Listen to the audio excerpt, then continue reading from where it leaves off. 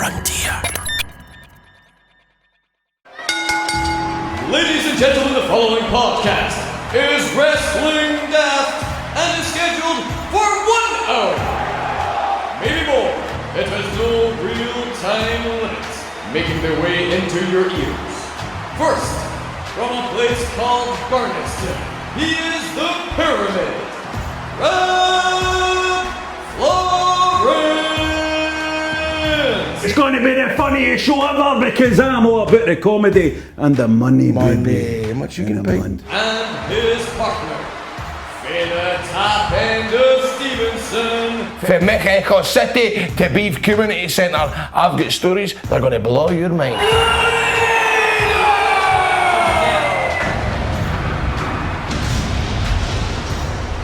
Hello and welcome to Wrestling Daft. My name is Rab Florence and this is the show where Rab Florence and Grado, hello Grado, Hi, Rab.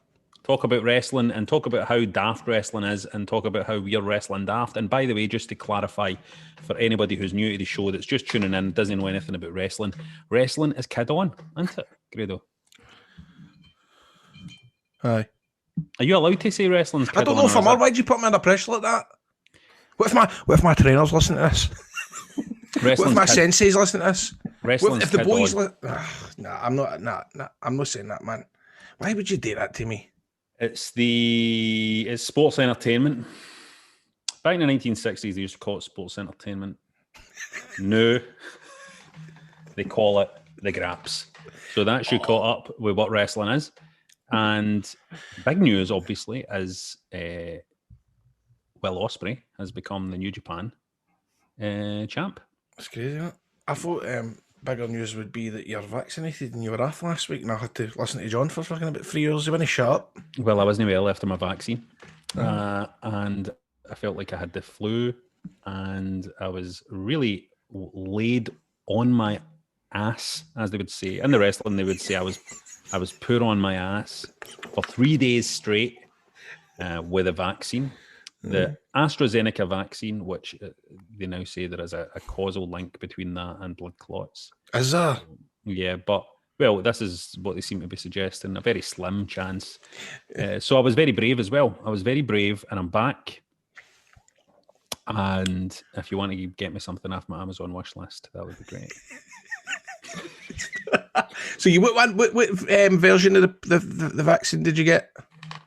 It was version 3. It's funny, mate. What do you mean? But what is it? AstraZeneca? What is it?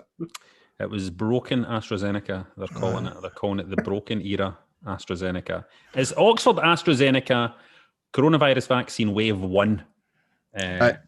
So I've still got to get the second jag. I've got to get the booster. Right. It's like because my mate the other day we're talking about my beer machine, and I was going, I've got Amstel, but I don't really like it. And he was going, you need to get that Pfizer. You need to get that Pfizer beer. Apparently that's shit hot. And I'm going, yeah, I've heard that's good. I've heard that before. And then I'm fucking looking for the internet. He meant fucking, is it Zipfel? Zipfel the beer's called. I'm fucking typing in Pfizer beer. I think this guy's wanting to drink his vaccines. He's really got a problem. This boy. I feel weird only having one half of the vaccine, though. You know what I mean? It feels like back when I was a wee guy, when I got a Hawk LOD figure off someday, and it's just it's kind of OCD. Cool, you know, it was cool to have a Legion of Doom, but I was kind of like, it's no the LOD yet without animal. You know what I mean? So I'll be getting my animal injected into my arm hopefully within the next 12 weeks. So that'll be good. So hopefully that will save me from dying from COVID. It won't protect me from many of the other diseases that I could die of, though, things like stroke, heart attack, epilepsy. There's a multitude of ways I could die. Massive kind of coronary events, cerebral hemorrhages. The list goes on. Grado, have you looked into how many things you could die of? Aye. It's a lot, right? Have you ever taken Roaccutane? Is that the telly channel? Is Rakuten not a telly channel? Rakuten No, TV? it's the shit to get rid of your acne. No. You never had acne when you were a teenager, John? Did you have acne when you were a teenager? No. No, so I called Roaccutane, man. And I remember the doctor just going, this could cause heart attack, brain swelling. Can't get any more diseases, but it was a big long list of it. And it was really, really quite daunting. But I swear to God, see after a couple months I took it, I've never looked back, man. My skin's great. You have good skin. I have got great skin, and I never used to, but it was because of Shawakatine. And I remember that doctor sitting there going, brain swelling, anxiety, depression, chills, fever. And I was sitting there going, oh, don't know about this. But then I was really, really bad. A big part of Do you remember a wee period where a lot of wrestlers were taking tannin pills? Aye. I injected it before that melatonin. Aye.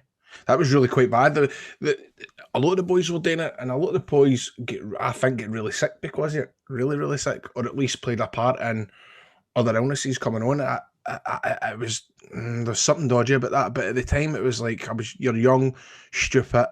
You know, you're only it's the money that you're basically saving money by no going to the sunbeds every day. You would only maybe need to go one a week and then take the melatonin, and you're saving money on going to the sunbeds. But that was dodgy, dodgy stuff. You'd have a nice brown corpse. Oh, mate, again, I looked tremendous.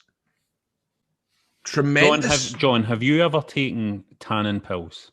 I've never been on a sunbed or fake tan in my entire life, no. Have you ever injected a steroid right up your arsehole?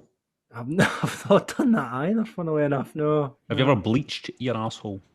I've not bleached my arsehole, no. No. You ever get your tongue pierced? No. Have you ever pierced anything with your tongue? No. Like an arsehole? You ever had a shag? A shag?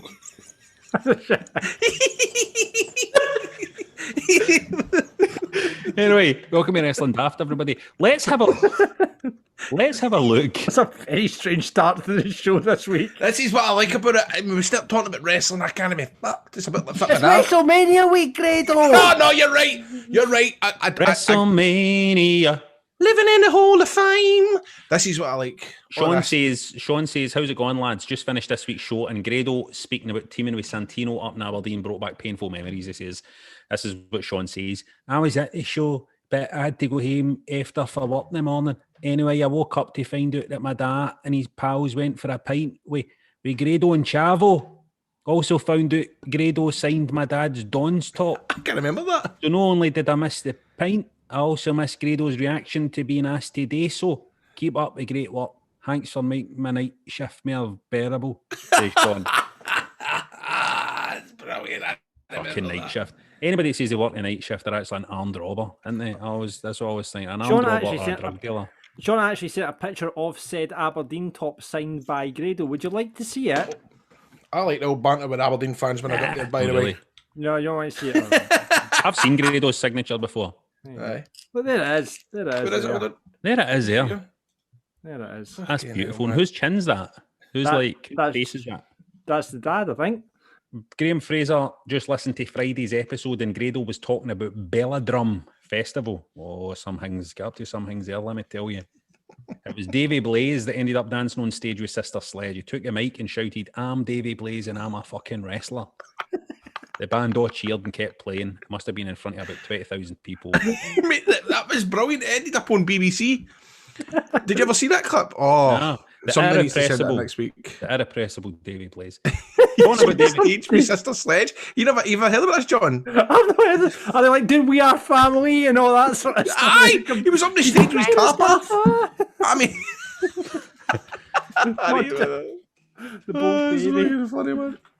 Davey Blaze, by the way, we were talking about wrestling confusions last week. Well, we were, not John and Grado were.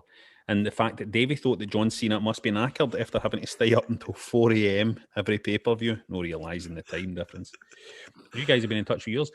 Absham Rahim says, APA returning in 03, Bradshaw suddenly had short blonde hair and a goatee. As a kid, I was left wondering where the real Bradshaw was and who this imposter was. JBL became universally hated in 04, but I was ahead of the game, he says, as I hated him in 03 for being a fake Bradshaw. I didn't remember he came out like some mad fucking... Maybe they came out with it. He went back to the kind of, what was his name back in the 90s? Justin Blackshaw or something like that. What was that again? Anyway, remember the hardcore belt changed for a couple of minutes as well. Remember that? It was like a cowbell on it. Aye. Remember that? Remember he came out as like a cowboy for about half an hour. Remember that? Because that was his gimmick when he first came into WWF. One, it was a kind of cowboy gimmick, right? Aye. Was. Craig says, whenever I used to watch on Sky One, they always cut away for a chair shot to a fan in a cane mask taking a photo. I always found it strange that he was at every show in the same mask and they caught him every time on camera. And Willie has a wrestling confusion. He says when he was away, the only way he could watch wrestling was pay-per-view on VHS. So it always confused the fuck out of him when a wrestler would show up with a new gimmick or suddenly be a heel or a face. For example, Luger changing from the narcissist to the All-American. I like the narcissist gimmick, by the way, Lex Luger's. I like that. Aye. In there with the mirrors, Nora Runham and stuff. I like that stuff, man. He had some muscles on him, let me tell you. Do you know who? I tell you, he had a very ugly face, though, didn't he? He had a good body, but he had an ugly face, Luger. He kind of looked like a kind of, you know how some people are unlikable just the way their facial features are a bit like, see, like Kevin Bacon.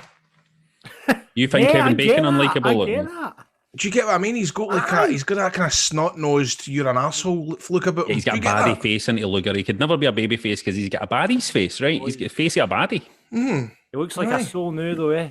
I think, and other people that might have it as well is Eli Drake's got a bit of a face like that, who plays LA Knight on NXT. He's got that kind of, I want to fucking punch him kind of face.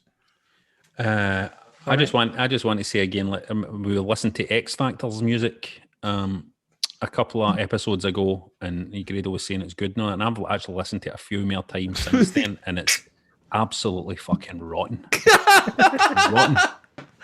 I really hate it. I'm obsessed with how much I hate it. Mate, I'm telling you, I bought the Mission Impossible Free album when I was, say, about 13, and it cost me about £15, and it was to listen because the X Factor song was on the soundtrack, man. Uncle Cracker. But it wasn't, obviously, Jim Johnson fannied a bit with it, you know? It was just kind of Uncle Cracker, but I loved it. I thought it was brilliant. And I love the colours. I love the X Factor colours. I love the purple. WWF SPFL for years thinking that RVD was related to Jean-Claude Van Damme. No, that's an interesting one. That's a for shout.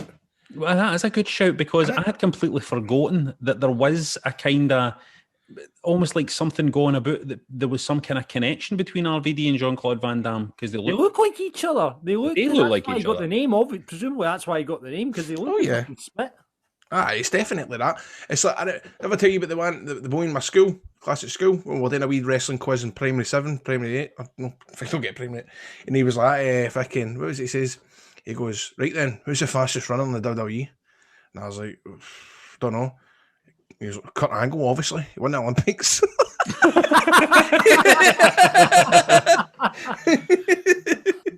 And then my mate Gary Hutton, man, fucking hell. Gary Hutton's one of these boys that you would. He's really, really intelligent, but he's daft. Mm-hmm. Do you know that way? Like you would go right then. Which Coronation Street on? He would go BBC One. You would just know it, right? What's the first pay-per-view of the year? Every year, what's the first pay-per-view? No Mercy. No, it's the Royal Rumble. Come on, for fuck's sake, you've been watching wrestling for years now.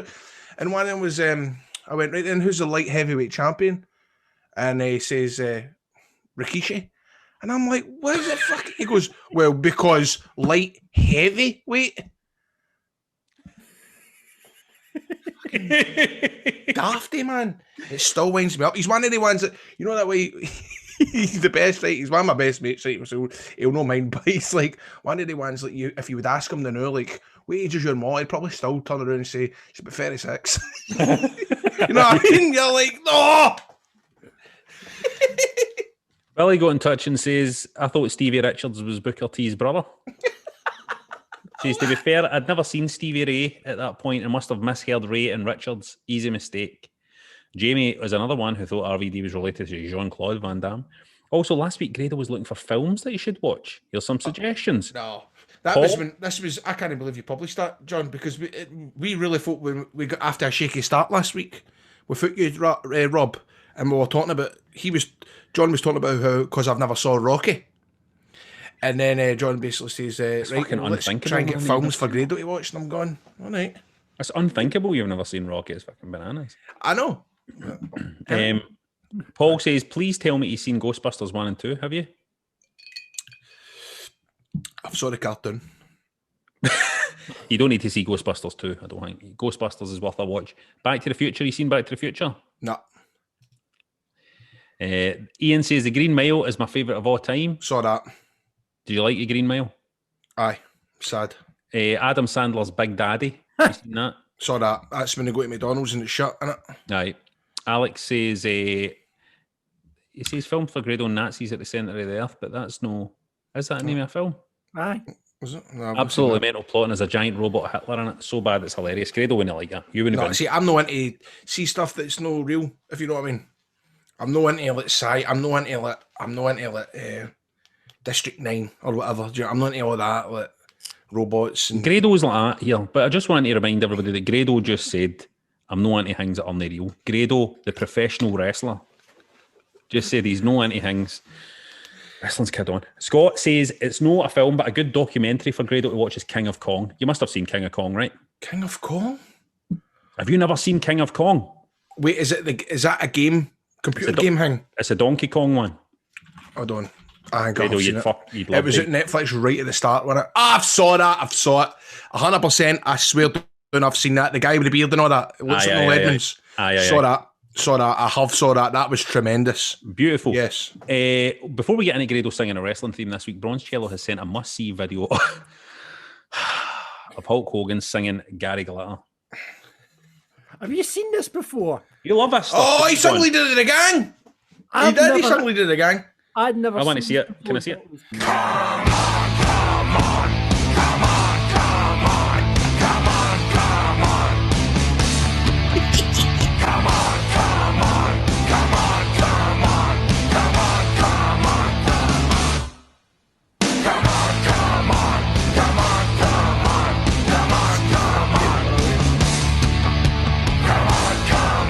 that him in Japan? That's a Tokyo one, isn't it? You wanna be in my game, my game, my game. Wanna be in my game. Oh yeah. Do you wanna be in my game, my game, my game? Wanna be Beautiful, in my beautiful. game. That's fucking. Kill it. Listen, it's a belter of a song. It's like the sad thing you have to say is also when they use the Gary Glitter song in that Joker film as well. Like it's like these are Gary Glitter stuff was fucking good. You can't. It's like Rab. Obviously, what a horrible human being. Horrible human being. Mm-hmm. But you can't deny, man, he was an entertainer like, back in the day. That's what I'm saying. That's why I sometimes find the parallels. This might sound ridiculous, but see when I go back to thinking why I got into wrestling when I was a wee boy, it's like how I was like a thing with to Gary Glitter. Do you know what I mean? I dressed up as him. What are you laughing at me? I'm trying to be serious here. Do you get what I mean? But do you get the kind of coalition I'm trying to make here? Do you get what I mean? Aye. The lights, the camera, the action, the big silver boots, the trench coat, the wig, the makeup. Well, you had that Adrian Street kind of fucking vibe, you know what I mean? You had that, like, you know what I mean? And so it's that era. People need to remember as well that British wrestling came out of the same era as kind of glam rock. British wrestling being big on telly, was glam rock was big as well, you know what I mean? This is back in the good old days, man. I'm back in the good old days. Anyway, this is get off a Gary Glitter Daft. This isn't Pedo Daft. This is Wrestling Daft. So, Mere singing this time for Vince as Blair sends us this clip of Vince singing "Stand Back." Oh, I love "Stand Back." Beautiful. All of them coked out their heads. You can't beat it. You can't beat it. Now it's time for Grado to sing. Oh, this week Jason wants HBK's theme. We can provide the background singing. John Monin. Oh, Grado. No, right here. This is the crack, right? Oh, what's the crack? No. Listen, I'm coming on here every week singing these wrestling songs. Why are you not singing? Because I feel as if I'm strobbing myself off every week coming on singing wrestling songs. What if Abyss hears this? Well, let me tell you something. It would be embarrassing, to be fair, if Shawn Michaels went, I'm going to listen to one episode of this Wrestling Daft podcast since I did an interview for the sister show. Since they set up a wee interview with me, I'll listen to this other one these Strobs are on and see what it sounds like, and then goes on and then hears Grado going, "I'm a sexy boy." Aye. I mean, that's fucking not a good look, is it? I mean, I know it's Wrestlemania, but I just don't see the. What do you think? what about, why don't you just sing Rolling again for The Undertaker? I've not sung that before. Have you never sang it? But I'd rather sing Rolling, to be honest with you, because I Gives me a bit of Rolling. Now I know you'll be loving this shit right here. LIMP, Biscuit is right here. People in the house and the man's in the air. See that you don't care, that we don't care. 1, 2, 3 times 2 to the 6. Chosen for your bigs with a Limp Bizkit base. So where the fuck you at, bun? Shut the fuck up and back the fuck up when we fuck this track up. I mean, that was That was beautiful. better. That was beautiful. And definitely, you won't, if Undertaker listens to this, you won't have anything to be embarrassed about if they're doing that. If any of you want to get in touch with us about any of that stuff, or just random wrestling related stuff, get us on Twitter at Wrestling Daft, on Insta at Wrestling Daft Podcast, just Wrestling Daft on Facebook, or please email us.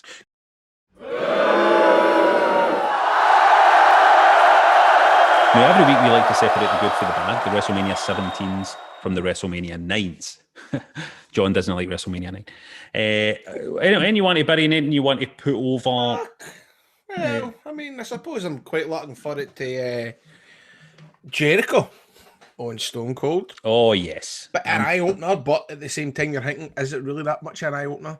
Apparently Steve Austin just sent a text to Vince going, can Jericho be on this? And he's like, batter in.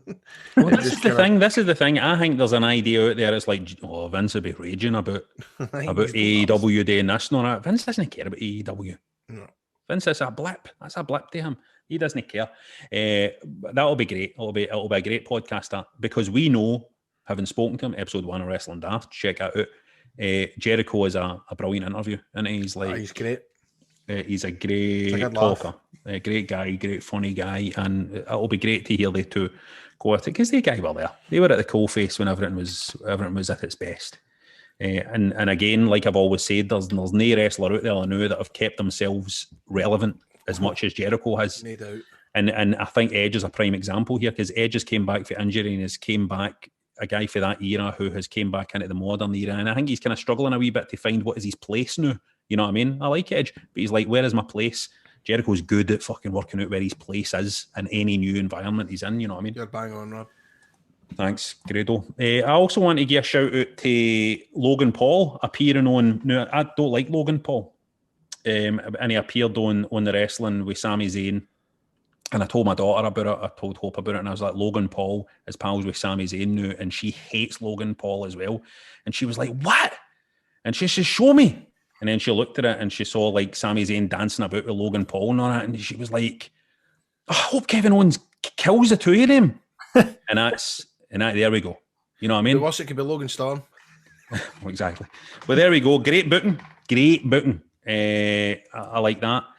And I just kind of feel, I just want to put over it being WrestleMania, because even though I was kind of a couple of weeks ago, I was going, I'm not that excited about the card.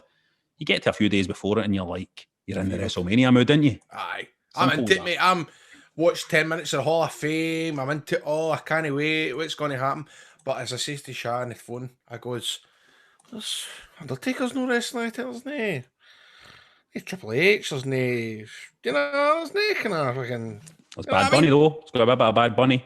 Hey, and RVD in the Hall of Fame as Good well. for him. Aye, that was good fun. It was like, a bit weird, that Hall of Fame. dude, are you kidding me on? Did you see that? He didn't see that! There was a request last week for you to do that, Rab. Thank you. But here, hold on a minute. Hold on. What? He's being serious. Because he fucking did say that in his speech. I'm just realising it. Did he? I swear to God. He never said, are you kidding me on? But he went, are you kidding me? Beautiful. Beautiful. He's staying on brand. Right, let's see what the punters are saying. No, right enough. It takes 2 seconds. You keep Right, talking. okay. Let's see what the punters are saying. Stephen wants to put our Jericho appearing on the Stone Cold sessions this weekend. It should be a belter, and he's hopeful it will lead to WWE and AEW having a more positive relationship. It won't. And he wants to bury nothing. It's WrestleMania week, positivity only. Good on you, Stephen. John wants to put over the ending to SmackDown, the triple threat match for the Universal title. It's been built up well since the Rumble, and he wants to bury the booking of Riddle as US champ. I want to put over all the birds that fly out of Matt Riddle's feet when he flips his flip-flops off. It's very hard to say. Sean Innes 95 wants to put over the fact that the Hall of Fame ceremony was only an hour and a half long instead of half a day. Amen. Well said, Sean. And he wants to bury Raw in general as it's utter shite. Sean Conlon wants to bury Bad Bunny and Damian Priest, a couple of Dodgers. It's an interesting thing they've done with Damien Priest because they're making him look a wee bit like a dick, aren't they? Cutting about with Bad Bunny like that. And Shawn wants to put all Jericho and the rest of the inner circle hiding in the toilet for the Pinnacle. Imagine they didn't look in the toilets. And Nicey Wrestlers wants to bury the go home for Raw for Mania. He came out with that show less hyped. Couldn't give a fuck about any of the Raw brand matches this weekend. He'll wait after tonight's shows. Wait till after tonight's shows to put something over. Alexander wants to bury the Thunderdome. He's fed up watching wee guys marking out in their bedrooms. Agreed. Just follow AEW's example and bring in some fans. Right. John, you were in the Thunderdome, right? I was in the Thunderdome, aye. Were you marking out in your bedroom when you were in the Thunderdome? No, I watched it with the wee man. I actually put him into the Thunderdome, but we got kicked out. That's exciting. Would you get no jumping about enough or whatever? I don't know. We had to leave at one point to go and he had to go to the toilet, and then we got. You left an empty screen. You can't do that. Oh, mate, it's the rules of the Thunderball, mate. You cannot do it. That's the rules of the Thunderdome. Yeah, by the way, this might not be as funny, but this is weird. It was with your support. Are you kidding me?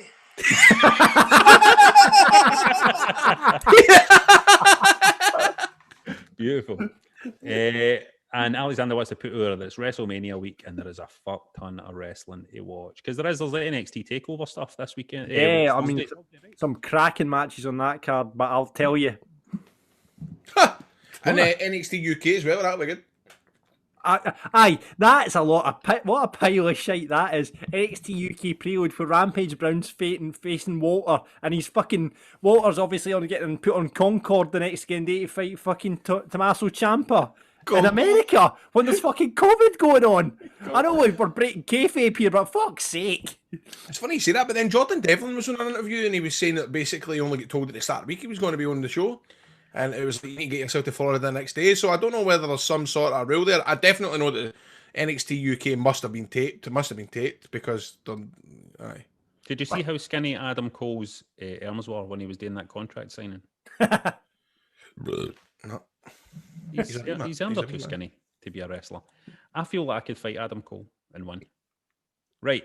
And Jamie wants to put over the Great Khali, massive chop. The Great Khali's a hell of a character, isn't he?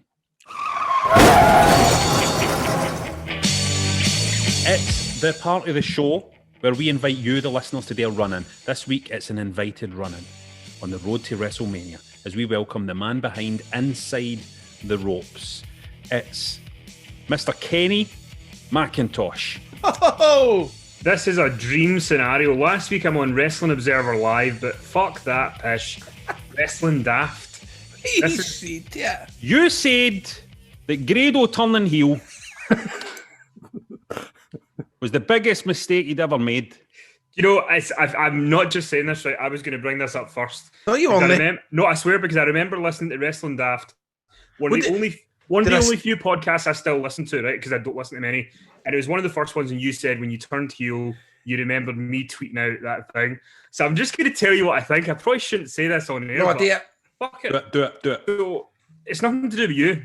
I remember when you turned heel and I thought, that's not been done to further Grado. That's not been done to make you bigger. That's been done to fuck with you. That's what it looked like to me from the outside. And I think that I could be wrong, but it feels like there was people inside, not Martin Dallas, before anybody thinks I'm having a go at Dallas, but I think there was people who were they didn't have your best interest at heart.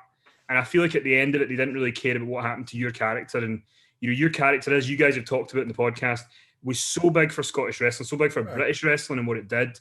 It deserved more care. If you're going to turn Grado heel, what's the long-term plan? What's the big goal at the end going to be when he turns babyface again? It didn't feel like that was there. You did work that, and I'm not just saying it, but it was Austin 2001 heel turn level of stuff. Aye. You did everything you could, but when you're then branded Mr. TNA, like, what are you supposed to do with that? So that was why I didn't have confidence that was being done for the right reasons. No, and deep down, I 100% was on the same.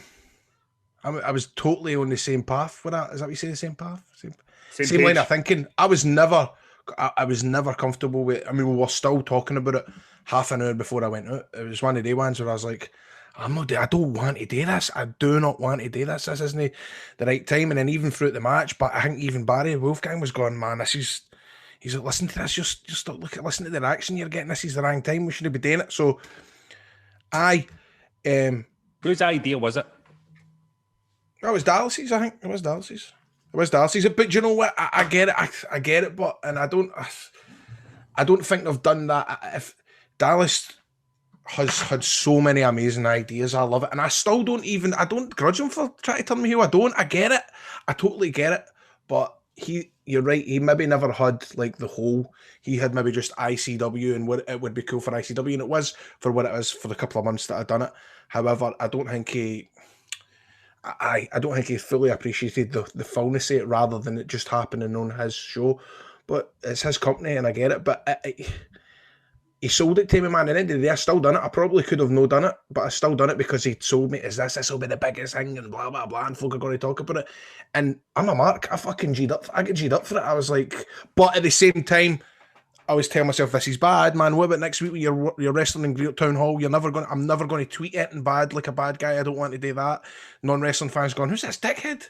You hear about Austin when he turned heel in 2001. He wanted to do it. They didn't want to do it, but they were like, we owe it to Steve and all that kind of stuff. Mm-hmm. I think as a fan watching ICW, obviously it was Renfrew's the babyface, you're the heel, but it just felt like you're pushing this Mr. TNA thing. When that's done, I don't know if you're going to be able to. It's not going to be as easy to get it back to where it was. And like you say, I don't think people were sick of you by any stretch of the imagination. So.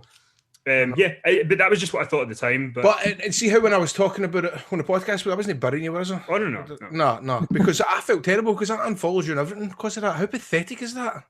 No, Kenny, you must be one of the few people we haven't buried on this podcast. No, I totally get it. Like, because the thing is, one of the podcasts we did, I said the ropes. We look at we watched Raw and SmackDown 20 years ago. Me and Sandra from America, and we just watched WrestleMania 17. And see, when you watch it, I feel like Austin in the January was maybe like, oh, I think it's a bit stale. I need to change my ways.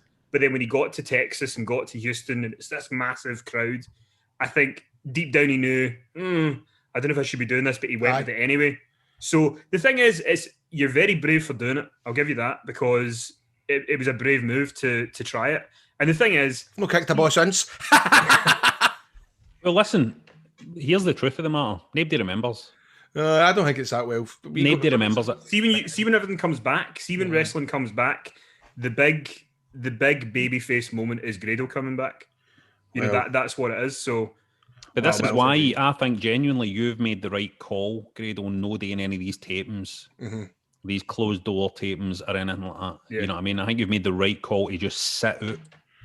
But anyway, I don't want to keep going on about me, right? So here's another thing about Grado, right? I don't like talking about myself.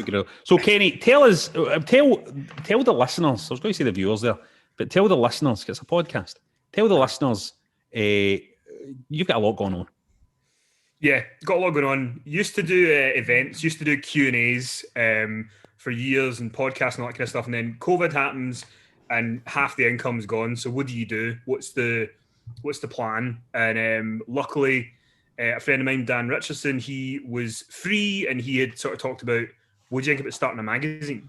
But initially I was like, that's a ridiculous idea, especially during a pandemic. But the idea was to steer into the retro audience, to steer into people who don't have time to watch Raw and SmackDown every week. They might just want to get a magazine. They've got kids. They don't have time. They just want to maybe read a magazine once a month and cover it like the way you used to get wrestling covered in magazines. So we started it. It's gone really well. We started a website, itrwrestling.com, where we've specifically not been clickbait. So you're not going to find former WWE champion backstage, and it's R-Truth. No offense to R-Truth. I'm happy that he's backstage. More the better. But we've been doing that, and everything's kind of been going well. Hoping to be able to do events at the end of the year, but it sounds really wanky, but very blessed that stuff kind of went my way during the pandemic, and I was able to keep going. Do you know what I mean? Because a lot of people haven't been that lucky, and I'm very aware of that. Well, the true grafters survive, though. The true grafters survive. When you're pushed into a corner, you need to go for it. I know Heyman said before, you'll never succeed if you're afraid of failure.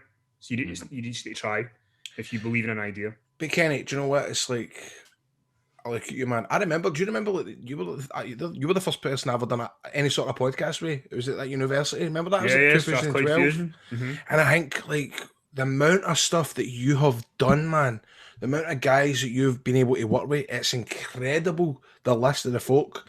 I mean, who was the coolest? Who's the best?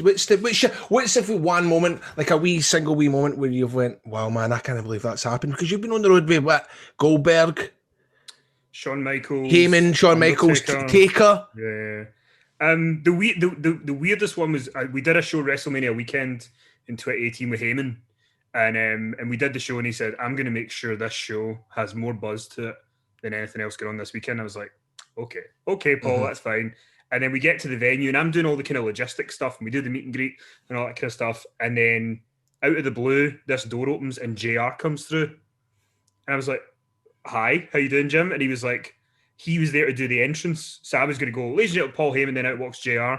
So that's the first one that I didn't know about. And then I'm on stage interviewing Heyman about different stuff. And all of a sudden, Heyman just goes, Kenny, hold on. Rob Van Dam. And out comes RVD. And I'm like, all right.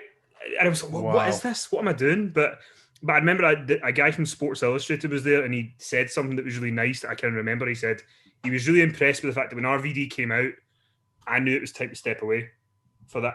I wasn't involved in that moment. It's not about me. It's not about me getting my wee 5 minutes on stage. It's about Heyman's brought out RVD. That's what people want to see. Aye. And I think that's kind of something that people sometimes they want to be in the moment for everything. But Grado, what would you have done in that moment when RVD came out? When RVD came out, would you have got out the way? What if I was on the stage and RVD was there? If you were in Kenny's position and Heyman went, here's RVD, and RVD came out, and Kenny had the wherewithal to go, I'm getting out of the picture here and let this moment happen. What would you have done in that situation? Stayed up, man. Started fucking dancing behind him and all that. RVD. Like RVD the wee boot and all that. Well, like the Rangers. You're like the Rangers RVD. No, 80%, aren't you? Oh, aye, man. I would have cashed out in that big time if I was on the stage. I'd never seen that thing where RVD super kicked you at 5-star. It's the funniest thing I've ever seen in my life. It was so good. And then immediately I was like, I need to listen to Wrestling Daft this Friday to hear you talking about it. Because I knew you would. I knew you'd be talking about it. I know. Kenny, when did you cross the line between, like, you know, you're a fan, right? You're a fan, and then you're dealing with these guys. Did you, you know, do you always get that sense of like, God, these are guys that I'm a fan of? Or did you quite early cross that line into being like, this is just a guy doing a bit of business? And do you remember there was a turning point where you started to kind of go, you know, this is just a guy? Do you know what I mean? Well, that's never really happened for me. Like, it's kind of, I mean, you and I have some similarities because when you were doing Kelvin, you were already famous. So, like, it's not like that we're different in that respect. But you got into wrestling because you loved wrestling. You wanted to do this event with Greg or whatever. And my whole thing was always like, these events would be really cool. Why does nobody do them? So I want to do them. But on most of the events, things happen where I have to stop myself from visibly sort of marking out about it because that's not, I can't do it. But I remember because we did a couple of shows in 2012, 2013, 2014, and we did DDP was the first one, right? And we charged a tenner to come and see the show and £15 if you wanted to meet him as well. I think I was at that. Yeah, but it was a stupid price. It was no, what do you call it? The Classic Grand? Classic Grand, yeah. That was brilliant. But the whole idea was ICW charge a tenner for 3 hours of entertainment. How can we charge loads more for an hour and a half? Stupidest business decision I'd ever made because we could have charged more. But we did it, and we did a couple and they didn't really work out. So then I went and moved to Canada for a year in 2014. And then I wanted to come back and do a tour. So we did a tour with Sting. And see when you see him in real life, Steve Borden, he's just the nicest guy, loves Jesus, very quiet, whatever. So we're in this venue in London, and I'm like, this is your dressing room. I'll see you for the meet and greet in 20 minutes. And I go back to chap on the door, and he opens the door, fully dressed as Sting. And I shat myself because it was so different from 5 minutes before. But you have to, in that moment, somehow, in your mind go, it's fucking Sting. But like, outwardly go, see you in 5 minutes, Steve. But do you know what I find funny with stuff like this? What I find funny, say if you're on the road with a Yank, right? And you stop into a petrol station or a service station and just seeing somebody, you know, like fucking try to see Kurt Angle try to work the card machine, the self-service checkout at Tesco, and you stand back and you go, look at that, man. Kurt Angle in Tesco's, man, struggling. Look at this. I remember when we did the tour with Shawn Michaels in January 2018, and luckily for me, Drew, completely unprovoked, put a good word in for me. He said, Kenny's a good guy. So when we got there, Shawn was just really nice. So we get there, and it's the day before the show in Belfast, I think it was, and he's going to go and chill at his hotel. And then he texts me. Well, no, first of all, I was like, Shawn, I'll give you my number if you need me. And he was like, are you trying to ask for my number, Kenny? I was like, yeah. But so I gave him it, and then about 2 hours later, he said, Kenny, I've actually forgotten my hot water bottle. Would you be able to get me one? We have to go to this retail park and get a hot water bottle for Shawn Michaels. So I was like, I'm going to go and deliver this because I want him to know that I fucking got this hot. So I go all the way to his room, right, and chat the door. And he opens the door and he's just in a pair of shorts and he has abs. And he's 54. And he's still had the long hair. And I've never felt like less of a man walking away from that hotel room, just going, he's come off a 10-hour flight, gubbed, and he looks like he's ready to go out to WrestleMania. And I'm just looking like a bag of shite, pasty.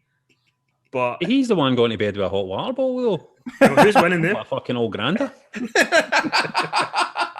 But I would have said I'd have been like, what the fuck are you, an old granny or something? It's like, do you know what I find, do you know what blows my mind or not, Kenny? It's like when inside the ropes would announce somebody, and you're like, what? You're joking, you know, it was Sting then Taker and all that. I want to ask, who have you tried for that you've no go? Please say you've went for The Rock.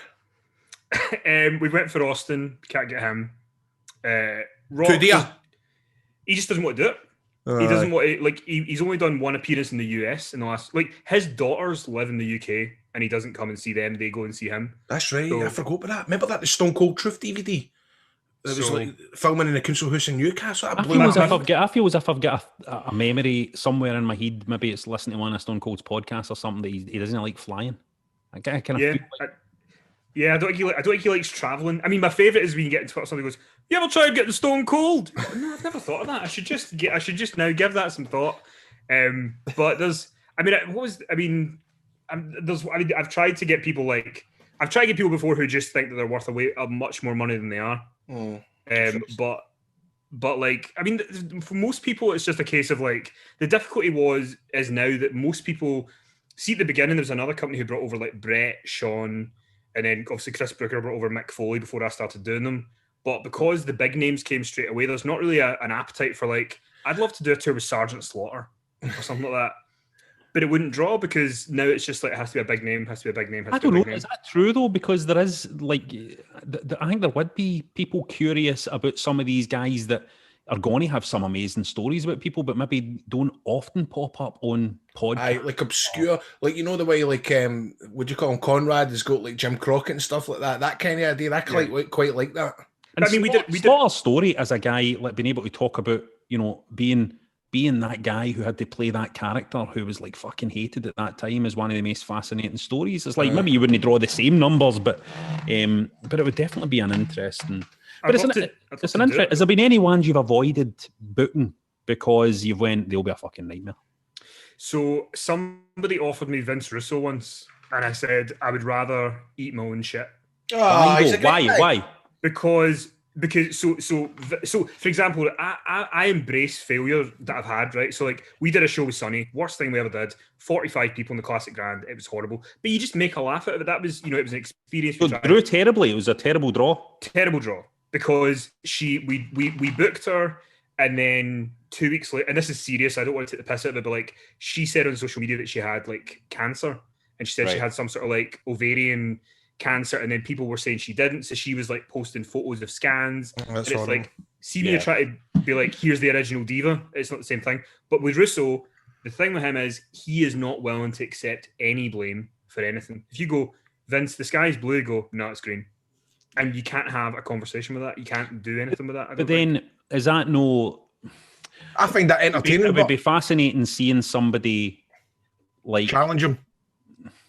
Maybe you don't even necessarily need to challenge somebody like Russo. It's like Grado says, the thing I find fascinating about Russo, and I'd love to have Russo come on this at some point, is because I do think there has been a concerted effort over the years to kind of diminish what Russo did as well. I think it is fair to say that. For all we know, there were negative aspects to decisions that Russo made and stuff like that. I mean, you can't diminish the role he played, you know what I mean? And it's, he had an amazing couple of years. I think the problem is he then had so many bad years later on that Russo could make so much money if he was willing to open up like Bischoff is on his podcast. Bischoff will talk about this was really good, this was really bad. I just don't know if me personally as an interviewer, I think I would probably be quite bad at trying to get stuff out of Russo. I think I would hear him say things I would know aren't true, and then I wouldn't really know what to do with it. Because the thing that was actually pitched to me was, do you want to do the trial of Vince Russo? And I was like, the idea sounds great, but I just think what it would be in person wouldn't be very good. So that was the one that so would that be like bringing up everything that he was being accused of early years and the stuff, and then like Piper turning up in TNA and getting in his face and all that. He's defending it all and all that kind of stuff. But I mean, don't get me wrong. See if that sounds good, Kenny. I'm not even joking, but it does. See if you guys want to do it. I'll happily come to that show. Rab on stage with them, and I'll go. Honestly. But here's the way I look at it with Vince Russo, right? Mm-hmm. If you look at Vince Russo as a TV guy, Vince Russo was responsible for a few years as some of the best American telly that there was, as far as I'm concerned. And there's no many people that have done that. There's no many people that have done that. And some people only have, like, they create one show or they do one series or something and it's great, and maybe everything else they do after it doesn't hit the same heights or doesn't work or whatever, but they're still held up in the TV industry as a legend because they caught that fucking, that firefly in the bottle and they managed to do it for that wee period. And so I do think the weird thing in the wrestling industry is that what he did has been diminished a wee bit. It's incomprehensible to me that a guy like Vince Russo shouldn't be, you're not talking about him going into a WWE Hall of Fame or anything, but there should be some kind of acknowledgement of the role that he played in that time. You're right. He makes it hard for himself, obviously, but I think that I think he's a fascinating guy. He's an interesting guy, but I don't know. I would love to watch something with him where he was more open about stuff, but I just don't think I'd be the right guy to do it. Like, I think I know now what I'm quite good at doing interview wise. I know the ones I'm not, but I mean, I think that he did do. I think for wrestling fans, right or wrong, I think it's almost like you do Burniston. It's amazing. It's like if you did 3 great seasons of Burniston and then 20 terrible series of it afterwards, that would people still remember the 3 good ones after the 20 ones that were badly received? I think that's how wrestling fans perceive it. That he's done the one thing for so many years and it's never been what it was. But I think in a sense, like definitely with something like Burniston, right? We did 3 series of Burniston and it's quite well remembered, Burniston, right? Yeah. But people forget all the sketches that didn't work very well when people forget the kind of less good sketches. Like people kind of go, what happens is a repeat of Burniston happens on a telly and an episode gets shown or something and some people watch it and they're like, this is shite. And it's because they're being reminded that there were also sketches in the show that didn't work. You know what I mean? Mm-hmm. I kind of feel that in wrestling, the people don't have that same way of contextualizing everything. So people don't go, well, that period was fucking, let's just remember that. I think sometimes in wrestling fans are prone to kind of remember the low points. Yeah, that's right. The wrestle crap, you know what I mean? That's kind of what we gravitate towards a wee bit instead of the high points. You know what I mean? Yeah. I mean, you know Russo though, Grado, don't you? You know. I will. So he done a couple of tours for IPW UK, and I think was it 2015. So I think he done 3 shots. So we done Gemini together, then we done IPW, then we done somewhere else, and then that happened like 3 months in a row. It was pretty crazy. Like the promoter at the time brought him in for like a full angle. Like it wasn't just turn up, and that was the match. We done a build up for a match between me and him. We done some sort of tag bout.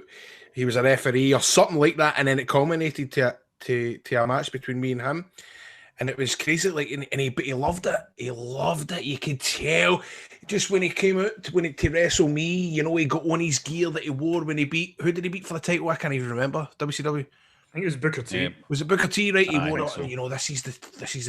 This is the shirt that I wore and all this, and he loved it. He loved it. It's got to be hard for him because he, like you said, Rab, he has had. And by the way, it's so funny. See, just cut you off. It's funny, like because Shat always says that the funniest memory us two together backstage behind us a show is just going up to Vince Russo and going, "I'm the Bash of the Beach in 2000. Tell us." What the fuck happened there? And he would go, well, Bash at the Beach, this is what happened. And he would go, do, and then you'd go, well, what happened with Piper at TNA? Was that no fucking embarrassing for you? And he would go, do, and he just wanted to tell everybody. It was constant, always on. And it was fucking brilliant. I loved it. Interesting, by the way. You guys should get him on the podcast for sure. It's fascinating. Bring him on, man. It's always fascinating to me when somebody involved in the creative side of a thing decides they want to put themselves out in front of the camera. That's always fascinating to me why they make that that choice. And I think when wrestling, it's very difficult. Because the draw of that when you're in the back and you hear the crowd out there and all that, you fucking want to go out. When I was in the WCPW in like 2016, 2017, and I was the interviewer or whatever, and they kept trying to be like, "Do you want to do wrestling and stuff?" And I was like, I don't know how to fall. I don't know how to do anything. It's just not my bag. Like it's fine. And then Cody was having a match with Joseph Connors, and Cody was like, will you do a thing during the match? I was like, what do you want me to do? And he was like, Connors will fling you over the barrier and suplex you. And I was like, I mean, I have no idea how I'm going to take that. Like, I have no ability to do it. So eventually what they settled on was I could take a shove, because at least I could sell a shove. Like, if I can't sell a shove, what are you doing? And so we did that. But even that small bit, I was like, I just don't want, because I always think about, I'm the guy who does the interviews. I just want to kind of stay there. I don't really want to be, I think I'd come across more like Michael Cole than Jim Ross. I mean, not like the beloved guy that, you know, no matter what you put him in, people are like, yes. Like, you'd be like, fucking Kenny thinks he's a big ticket now, doesn't he? Although the other week we put up an article on the website, and it was the Rangers title belt thing, and I had nothing to do with it. The belt article went up, and then somebody had put, like, the Inside the Ropes page had put, here's, you know, Rangers have this belt from WWE, and somebody just wrote, there he is, Kenny McIntosh, that hun, finally getting his point across to wrestling fans. Oh, what's it like? That's Scotland, isn't it? I actually want to pull you up for something, Grado, because I've not had a chance to pull you up for it. Aye. So before COVID, you went on Instagram and you were plugging mac and cheese for Little Soho and Jordan Hill, right? Right. Mm-hmm. And you said it was the best mac and cheese you'd ever had. So me thinking you're a mac and cheese connoisseur, date night, off we go, Little Soho, Jordan Hill, and we go in, and it was categorically the worst mac and cheese I've ever had in my life. Right. I'm sorry, mate. The deal with that was, I was kind of, well, I would like to go back there to get my scoff, but basically I was with somebody. Who was away again? Do you remember that? Cam Cowan, I think it was. So, and he was like, put this up and say it's the best. But you know, we go in, right? We go in, and I'm buzzing. It's all work, innit? It's all work. And I'm thinking, Grado said it's great. Here we go. So I sit down, right, and I did. But I loved it. That makes it sound like I didn't enjoy it at the time. I thought it was fucking amazing. But this is but if it wasn't nice when you were there, then I'm no sticking up for it, because I have a thing called #lazy macaroni. And what that means is your macaroni should always be fucking good. Never ever let the standards of a macaroni go down. So if I hear you, and I take your word for it, I don't like hearing that you didn't enjoy that macaroni. Their standards, you can't go wrong with a macaroni. You can't go wrong. I need to interject here, because I've got a theory about macaroni cheese, right? Which is how people define a great macaroni cheese is one of the most. Everybody's got a different take on it. Some people like loads of cheese, like really, really thick with cheese and really salty. Some people like cheap cheese, that kind of cheap cheese in their macaroni cheese, and I kind of tend towards that myself, a kind of cheap, stodgy cheese in it. Some people like a fancy cheese. Some people like a creamier sauce. It's a very difficult thing to recommend a macaroni cheese to somebody. Well, do you know what this place did? So they had this mac and cheese, creamy sauce, no cheese in the sauce whatsoever, and then just a big clump of mozzarella on the top. No chips as a side, so what are you dipping? Nothing. No. Garlic bread was what they said the side was, but it was like a bit of bread on a George Foreman, just ploughed £5. And then my other half, he said maybe they're just going for an authentic Italian experience. I said, well, the Tango fucking Ice Blast in the corner isn't giving me authentic Italian experience. Man. By the way, great sticky toffee pudding, I'll give them that. See, and do you know what? The meatballs I had to start with were fucking a party in my mouth. See, the night I made emergency macaroni the night, because Stephanie actually taken a wee turn. Actually, the night, right? She had to go and just see to herself, right? So don't know why I'm laughing at this. Anyway, so she was in the middle of making macaroni, but she was making it with a roux. but because she left it on the stove, the roux was fucked. So I says, right, I'm out some macaroni time. Jump to the shops. This is a great recipe for quick macaroni, right? You ready? Double cream. I've probably told this before, right? But it was really fantastic. She had already boiled the pasta, so I just took the boiled pasta, shoved in the double cream, shoved in half orange Orkney, half white Orkney, a spoonful of mustard, smoked paprika, and just stir and stir and stir to the night is long. And I swear to God, it's one of the best macaronis I've done in at least 6 months. You looking forward to WrestleMania, Kenny? I mean, as long as I'm coming out to Grado's for macaroni for it, I think I'm buzzing. But if you were a lid, what's your picks for WrestleMania? What's the matches we should look out for? I think Drew and Bobby Lashley are going to open the show on So they Saturday. are. I feel that's the way it's going to go. I have this weird feeling. I don't know if I'm on my own here. I feel like Drew's going heel soon. Do you? Right. Maybe not at WrestleMania, but I feel like we're on the road to him turn at some point this year. But I think he'll get the moment at WrestleMania. I have a feeling we're either going to see Becky Lynch or Ronda Rousey at the weekend. What about Thingley as well? She's not been involved. Bailey. Bailey. Is there something there? I think there's somebody up with that. No. She must be. Surely to God, they had her doing press today, and she was talking about not being in the show. So they're not putting her out there doing press. No, or she's saying I'm not involved. on the show unless she's doing something. She was carrying the early part of that closed doors time. Bailey, so she was the best. She was Bianca and Sasha. I think will be a great match. I look forward to Sami Zayn and Kevin Owens. See Sami Zayn dancing to Logan Paul's music. It just tremendous. Do you know what I wish to happen, right? And I know it defeats the purpose because there's obviously been wrestling all the way through this pandemic anyway. However, I'd love it for the first match to be Drew and Lashley, and for them to tie up and tease that first bump in front of a crowd. Do you know what I mean? Like, fucking they lock up, take a head, they go for the tackle and they budge, and then you move out the road, and then old school fucking hip toss, man. I reckon the place is going to go nuts to the point where they get a standing ovation. Yeah. Imagine being that first, like Drew having that, how bad you feel for him last year. Exactly. In that empty performance center, but he kills it and he is champion for months and months. And then he gets to be the first one out there in front of that crowd. That'd be tremendous. That would be great. Yeah, he's got to win it. Surely. If he goes on last on night one, though, it's night one, isn't it? The Drew. Yeah, night one. If he goes on last on night one, Lesnar's turning up. Yeah. Is it the ladies' matches on?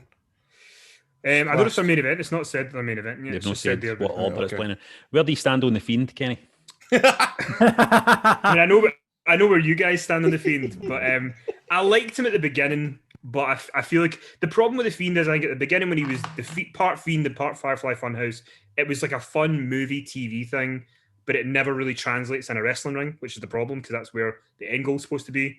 And now he kind of looks a bit like a burnt Texas Chainsaw Massacre guy. Has he had a good match since the Wyatt family and the Shield were doing nothing? I think he had one good match where he was a babyface with Roman Reigns for a night in like 2016. Oh, I can't remember that actually. But that's it. But I think there's more chance at WrestleMania of Kamala returning from the dead to have a match than Randy Orton and The Fiend having a good match. Think so? It's impossible. I can't tell you how much I would fucking love Randy Orton to RKO The Fiend within about fucking 2 minutes and just pin the cunt. Just get it all done with, man. Just, you know what I mean? I can't tell you how much I would love for all the bells and whistles and all the smokes and mirrors, and he just immediately RKOs him and pins him. I would love it. What was the moment that you went off The Fiend?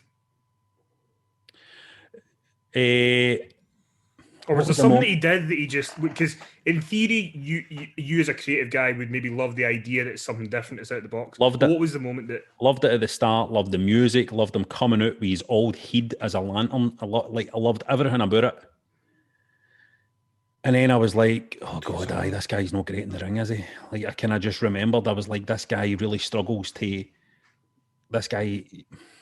And it was that, keeping that fucking red light on at the start of the thing, through the matches, I was just like, what are they thinking here? What are they doing?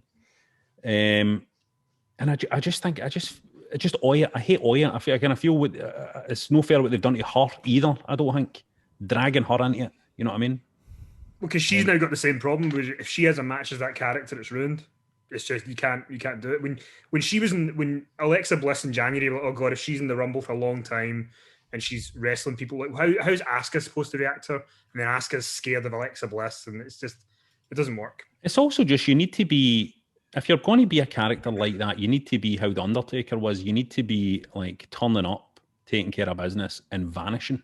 You know what I mean? It has to be that. You can't be on Raw every week, and you can't be that character nowadays, and work that way. It's frustrating. It's frustrating to watch, and I kind of feel like that guy has to. I don't know. You don't know. How do you fix it? I mean, maybe you just make him Husky Harris again. I've said that. Go back to the start. I'd love to Husky Harris. The problem is the guy is cursed with being too talented at that kind of character work. The guy is cursed because they've seen we've got somebody here who can do, when he was doing the promos as Bray Wyatt and stuff, it was like something really, even though he was talking a lot of shite, it was kind of compelling watching him do it. And when he does the Firefly Funhouse and all that, he's great at doing that stuff. So it's because he's so good at that stuff. They're like... But you know, one of the problems with him is that it's happened twice to him. When he was kind of had his run in 2014, they didn't really want to put him over Cena properly. They kind of had it half and half. And then he's facing Undertaker and he does the whole build. And then he loses like that.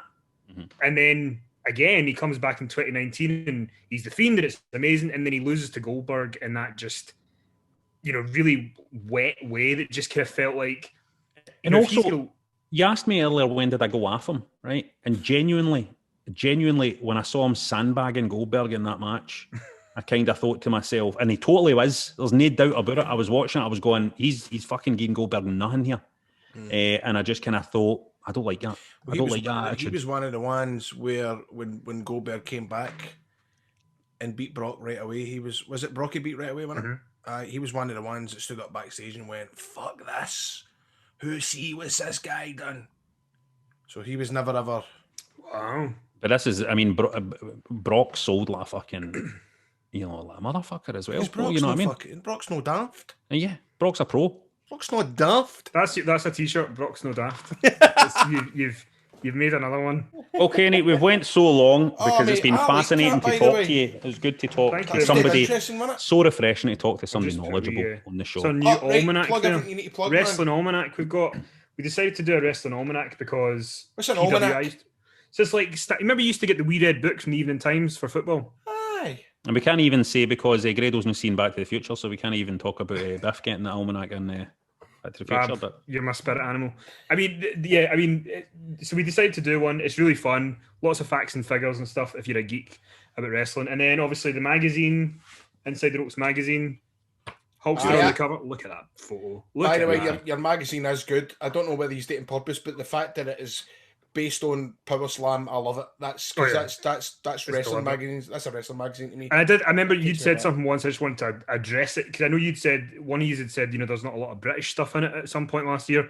And the problem that we had when we started the magazine was everything had kind of stopped. And then also, speaking out had happened, but then it'd been too far after it to cover it, and it felt just kind of, what do you do? Never thought about that, mate. I never thought about that. You're right. It's just one of those things where I think once everything picks back up again, then we can start including stuff again. Because it's just most of the British wrestlers don't have good enough bodies for a magazine. I want to see, if I'm opening a wrestling magazine, I want to see some bodies in there. Do you know what I mean? You want to see big, muscly lads. Exactly. That's the reason I do a magazine. Just to get them in there. That's what I want for a wrestling magazine. You're not wanting to see some skinny boys. Yeah, I'm with you. But yeah, if people are interested, InsideTheRopesMagazine.com is where they can get it. Beautiful. We've got a Wrestlemania issue coming out next month, and we've kind of got the font like the old school Wrestlemania logo. Nice. And then we spoke to... I hope you don't get sued, man. No, parody. We spoke to Lanny Poffo about Macho Man's Wrestlemania career. So nice. Like 6 pages talking to him about like all Savage's matches and stuff. Is Cornette still right? Did he just plug? I was FSM. No, he backed us up. You're right. I'm sure he. We did an interview with him. Right, is that what you done? Right, aye. Because I remember he was like, right, we kind of backed it right at the start. I thought, well, if there's anybody that's going to, plug who's going to be into wrestling magazines, it's going to be Jim Cornette. You know what I mean? He's old school. That's the way he found out about it back in the day. Yeah, and then we've got some good news coming as well for people who want to pick it up in the UK. Can't quite say what it is, but John, does everybody in the UK get a free one? Is that what the news is? I would love to offer that, Rab. If you want to foot the bill, all your Burniston money, we will give people a free copy, courtesy of Wrestling Daft. Send all your addresses to John. He'll post them out himself. Beautiful. Free You gave- vaccine for every you 100 You copy. gave it back at me. Beautiful. So everybody check all that stuff out and keep an eye on everything that Kenny's doing, because he's always providing good stuff for the wrestling fans in this country for sure. Thanks to you guys as well, by the way, because for me, the best time of being a Scottish wrestling fan was between about 2012 and 2015, when you would see everybody with the t-shirts on in town, and you go to all the big shows and stuff like that, and listening to you guys, it kind of takes you back. Oh, that's nice, mate. To that. Nice, So, man. That's nice. Thanks for it. Cool, no worries, man. Thanks, Right, man. thanks for coming on, Kenny. Right. By the way, I guys. really enjoyed that. I really enjoyed that. appreciate Speak you guys. soon, man. Right. See you later. Keep in touch, Bye-bye. Kenny, right? See Bye you now. later, pal. Follow Megan on Twitter. Bye. And so, oh.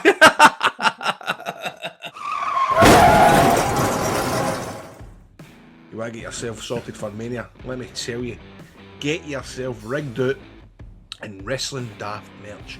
Here are the designs. The mark is here. With a pic of the Wrestling Daft belt, you've got Wrestling's Kid on, and the immortal quote from Immortal Hulk Hogan. Good night, Hulkamaniacs and Jabroni Marks without a life. They don't know how to work. When you work yourself into a shoot mark. So a t-shirt, you can get that there. Plus you've got Amatic the Bump Free, Chips, Cheese and Dynamite, and Margaret Fiend. No only that. More, we need to get some more in there. I think there's a few catchphrases come over the last couple of months. Maybe hurted my chest, I think. Would be like, That's a good one. No need royalties, but or are you kidding me? Would be quite a good one as well. okay. Any more? I can't think anymore. You got All anything? of that, we've got hoodies, face masks, phone covers, trucker caps, bum bags and aprons at shop.spreadshirt.co.uk/Wrestling Daft. So check out the range. I'll check out the links on the Facebook page or on Twitter. It's at Wrestling Daft. You just made the list! It's a bit like the shopping list, and it's about wrestling, and we rank stuff.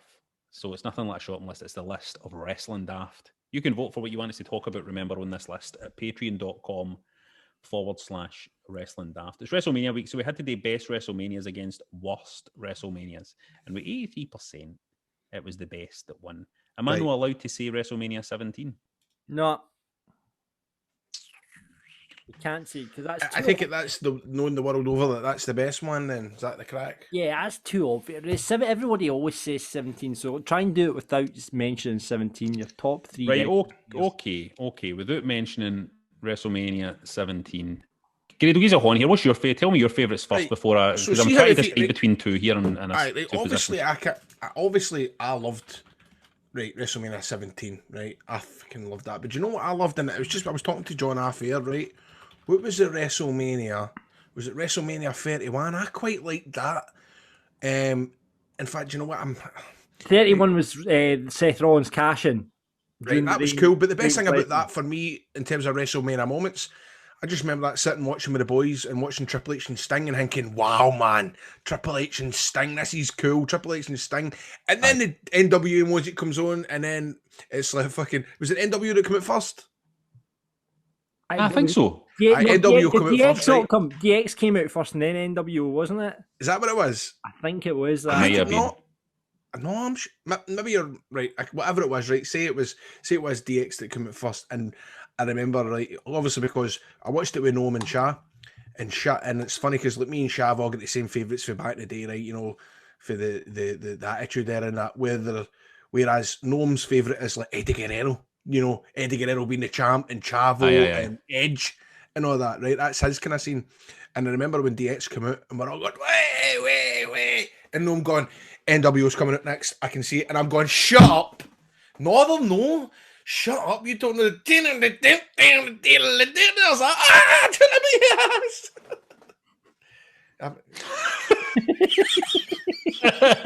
He's such a mark, man. You're fucking... I feel stupid after talking on like that. Why?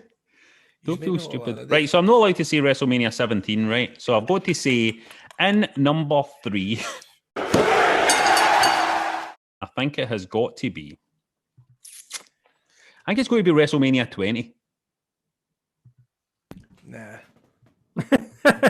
I think it's going to be WrestleMania 20 because the ending of WrestleMania 20, obviously, listen, I loved Eddie Guerrero. You know, I loved Eddie Guerrero, and the WrestleMania 20 ending was just emotional, very beautiful ending. And I think people forget also about how great that main event was in WrestleMania 20. People don't like to talk about how great that main event was, but that was a great main event. You had Eddie Guerrero, Kurt Angle on that card as well, didn't you? Which is one of the greatest matches, one of the greatest WrestleMania matches ever in that match.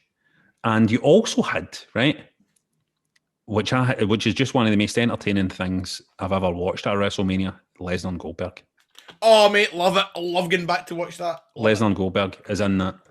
Christian You saw Jericho was on that card as well. I've just looked that up. It was Christian Jericho. Christian Jericho, yeah. A brilliant match. There was a Rock and Sock connection in against Evolution. Yeah. You're right. Yep, and it's the one Cena was fucking flying Big Show about as well. What an opener. That was one of the best WrestleMania openers. That was when he won his first title. So, and Ultimo Dragon phone in his hair, so no, I remember that. Aye, so I'm going to say WrestleMania 20. Right, and then I think, boys, I have to go for, in my number 2 spot, I'm going to have to go for WrestleMania 4. Because when I was a wee guy, it's not one of the most popular WrestleManias at all, but when I was a wee guy, see that tournament for the title was one of the most exciting things I'd ever seen. Right, when I was a wee guy and I watched that in video, WrestleMania 4, it was one of the most exciting things, seeing that tournament. And I was, I liked Macho Man. And so it's just the tournament structure of that was, I remember when I was a wee guy, I would talk about that all the time. Aye, WrestleMania 4 was a tournament for the champion. And now that I'm older, I don't even really like tournaments. But when I was a wee guy... VHS, wasn't it? I remember... It's 4 hours long. It was like the double VHS, because you went to the video shop and there was WrestleMania 1, 2, 3, and then WrestleMania 4 was the double VHS bad boy. Do you have to pay extra? I can't remember. No, you didn't have to pay extra for it. You didn't have to pay extra for it. But I really, really like that one. That's mad. And then I have to say my number 1 is probably going to have to be... It's going to have to be WrestleMania 14, I think, ultimately. 14? Who was 14? Tyson and Austin and Michaels and... Because that was the one that... I was a WCW guy. I was a Nitro guy, right? And then WrestleMania 14 was kind of just... That was the moment where I was like, man, I'm a Stone Cold fan. Like, I am all in on this. You know what I mean? It just felt like... And it's the WrestleMania that felt like the most to me, like this is the industry changing in a massive way. It's like the war is on now, man. This is some serious business. It's sort of like that end of Shawn Michaels. Aye. For years he's on top with Brett, Sid, Taker, and then it just goes. Whoosh. And he's the ultimate kind of wee pretty boy wido, and just seeing that happen.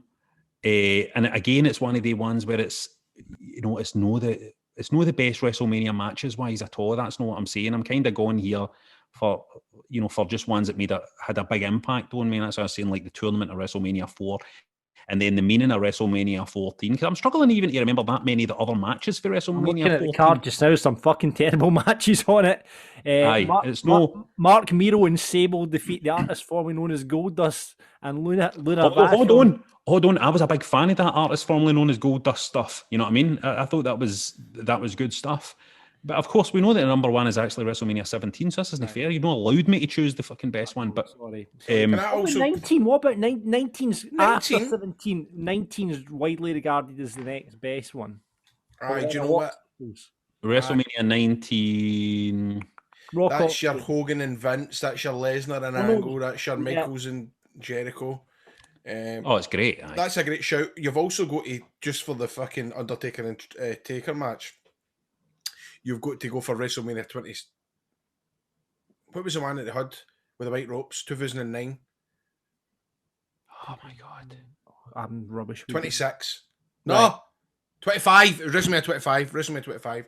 You've also got to take a wee nod. I liked WrestleMania 30 starting off with the Rock and Stone Cold and Hogan and all that. I loved that. WrestleMania 30, Daniel Bryan in the first match, and then in the main event was a and you've also got the Taker Lesnar outcome. Yes, you've got that and all. Yeah, but also a wee and this might sound horrific, but a special one to me is WrestleMania 2000. Now, I know it went down as a big fucking letdown. However, no man, that was the first one I stayed up late to watch. Austin was coming back at the end. You know what I mean? Yep. Ice Cube sang Godfather in the ring. I loved all that. TLC one or the ladder match. I loved that, and it was also the first night that I ever tried a packet of mint munchies. What were they called back in the day? Mintola. Mintolas. They were called back in the day. Oh, listen, that's worth remembering. That's my favourite coming with 'Cause that is special. Man.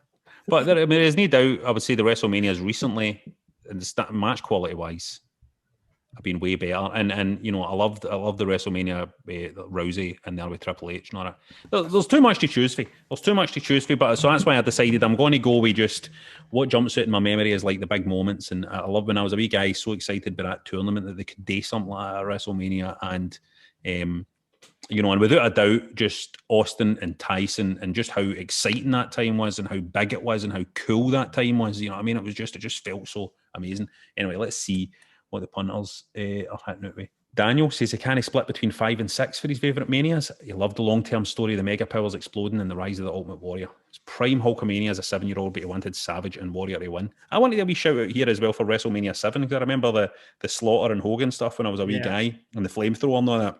Exciting. That's the first one I really remember was everyone talking in the playground about Slaughter and Hogan with everything that went on with that. Aye. Chris says Fave Mania is 19.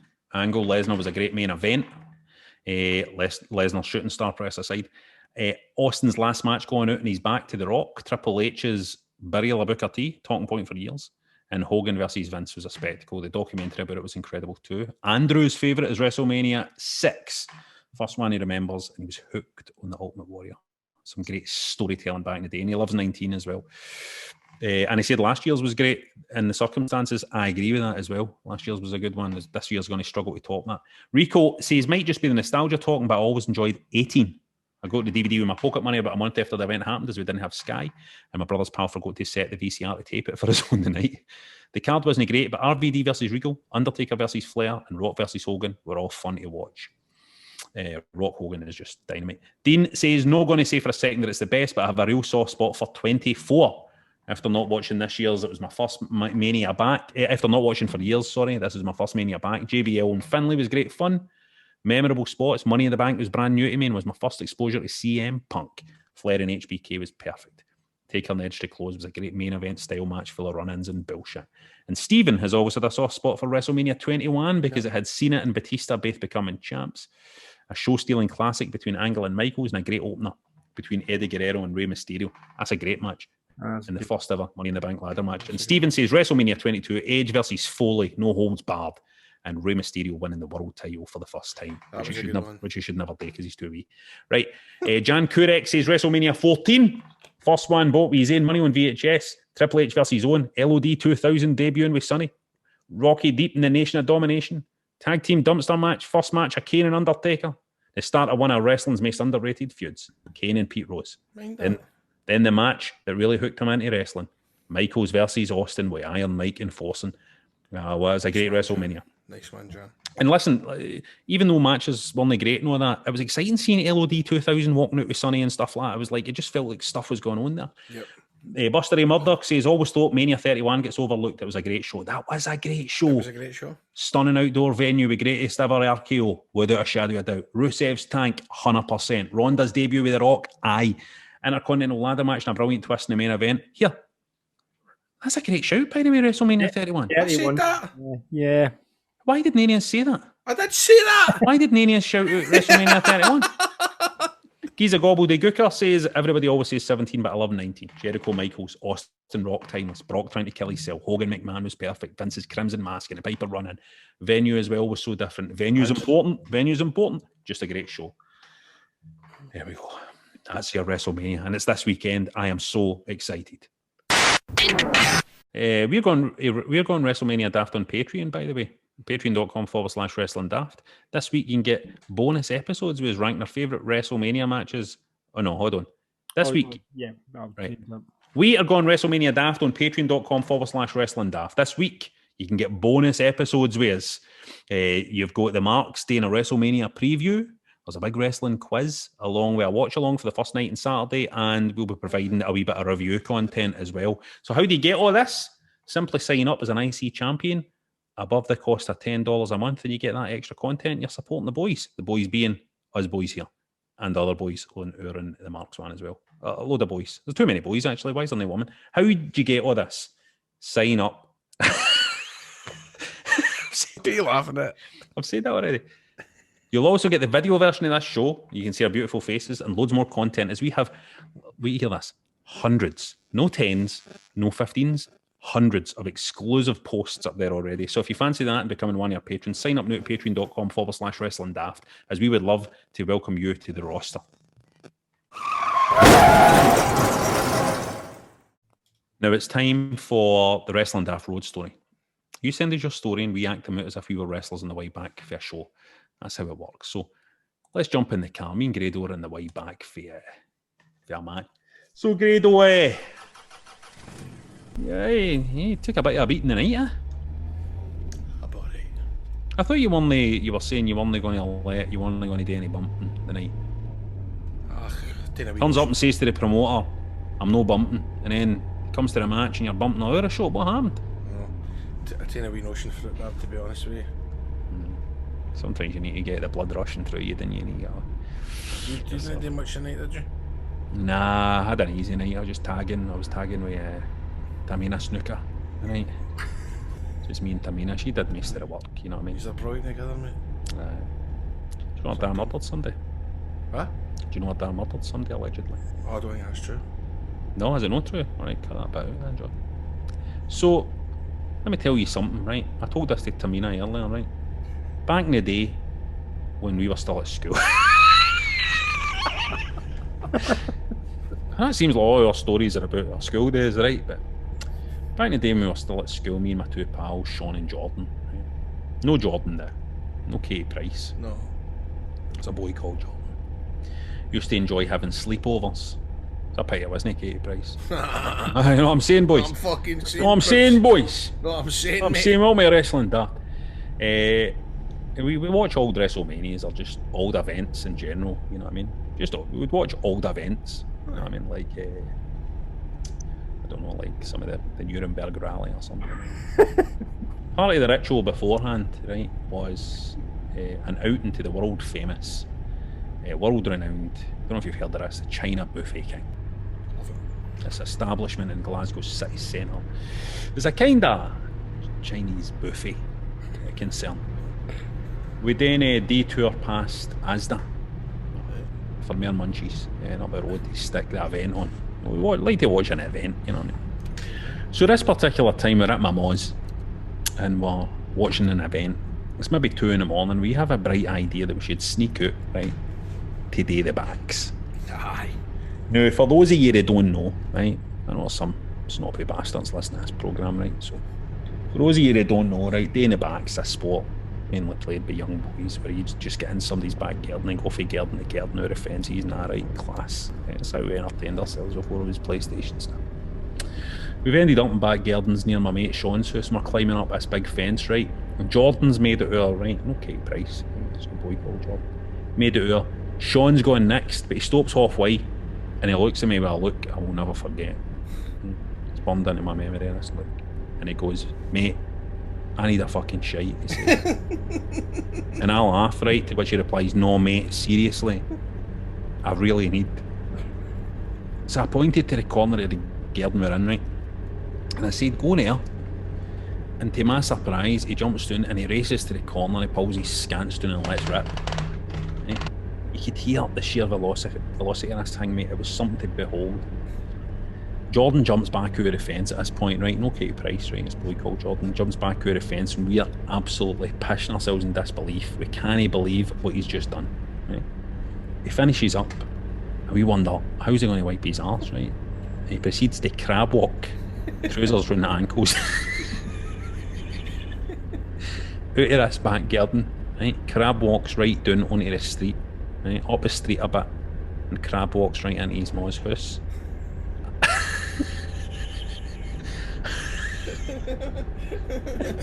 Absolutely tremendous.